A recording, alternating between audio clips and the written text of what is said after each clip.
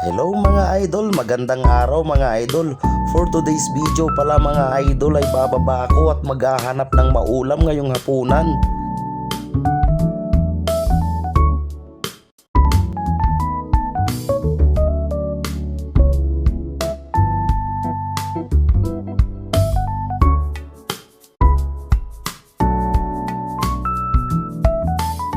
At ayan na nga mga idol, nandito na tayo sa kalsada.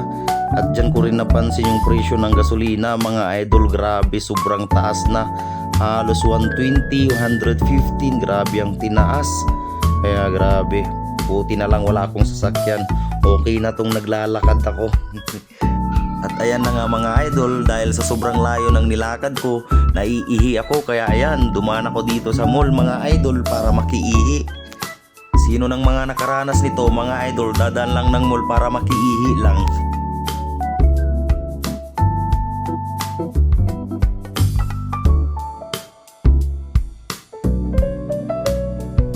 At ayan na nga mga idol, dahil nandito na lang din ako, tinabad na tuloy akong maghanap ng ulam mga idol. Kakain na lang din ako dito sa McDo para hindi na rin ako magluto pag uwi. Matutulog na lang, wala nang gagawin. Tinatamad din ako magluto, kaya dito na lang ako kakain mga idol. Kaya tara mga idol, saluhan nyo akong kumain dito sa McDo. At dahil cowboy tayo mga idol, kahit nandito pala ako mga idol ay nagkakamay ako. Nasanay ako magkamay kahit saan ako kumain mga idol. At saka mas masarap kumain mga idol pag nagkakamay. Ganyan ang tunay na Pilipino mga idol. Pagkatapos ko pala naubos ang aking kanin at ulam mga idol, ito at binanatan ko na rin tong fries.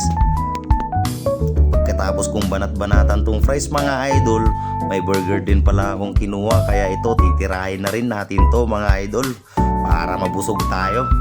Yan, hanggang dito na lang ang aking video mga idol. Maraming salamat sa inyong panunood. Pa-support naman dyan mga idol, pa-share naman ng ating video. Maraming salamat mga idol. Bye-bye!